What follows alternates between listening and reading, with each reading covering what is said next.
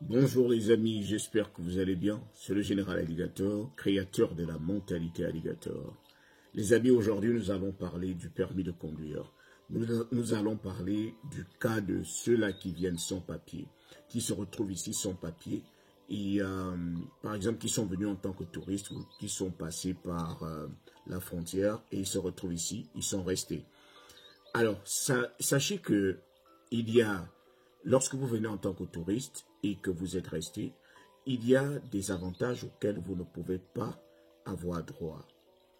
Il y a des choses que vous ne pouvez pas faire. C'est-à-dire, vous ne pouvez même pas passer un permis de conduire. Vous ne pouvez pas vous acheter une voiture en votre nom. Vous ne pouvez pas aller à l'école. Vous ne pouvez pas travailler.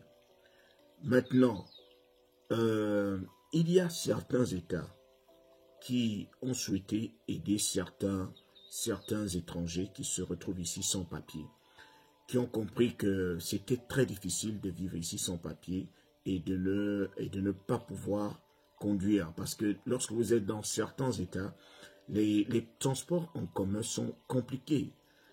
Vous ne pouvez pas vous déplacer, par exemple, aller d'un endroit à un autre facilement. C'est très difficile. Donc, ces États-là, il y a sur 50 pour l'instant, il y avait 17, mais depuis le 1er octobre, nous avons eu le 18e État qui a rejoint le groupe pour dire il faut qu'on aide ces étrangers sans papier. Donc, avec le permis de conduire, vous êtes capable de faire beaucoup de choses. Si vous voulez voyager, vous voulez partir d'un État à un autre, vous pouvez facilement utiliser votre pièce d'identité et c'est la pièce la plus valable parce que même lorsque vous aviez, avant de passer votre permis de conduire, lorsque vous aviez une carte d'identité, lorsque vous allez passer le permis de conduire, pour qu'on vous remette le permis de conduire, on va d'abord déchirer la carte que vous aviez parce qu'il faut forcément garder une seule pièce. Le numéro que vous aviez sur la carte, on va directement le reporter sur votre permis de conduire. Alors, je vous ai dit, il y avait 17 États qui donnaient la possibilité aux étrangers de passer le permis de conduire. Mais depuis le 1er octobre, il y a un autre État qui a rejoint le groupe, qui est l'État du Minnesota.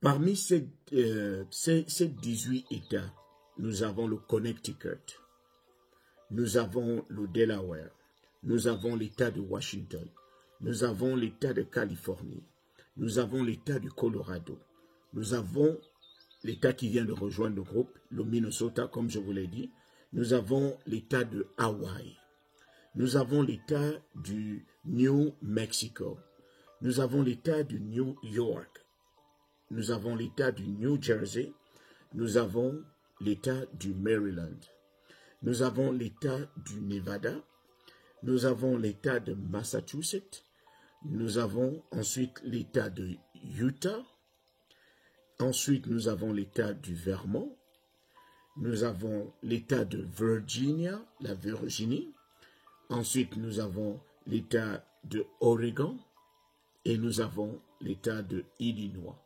Je pense avoir cité le New Jersey également. Donc 18 sur 50 peuvent vous permettre de passer votre permis de conduire. Et je vous assure, lorsque vous avez le permis de conduire, vous tremblez moins.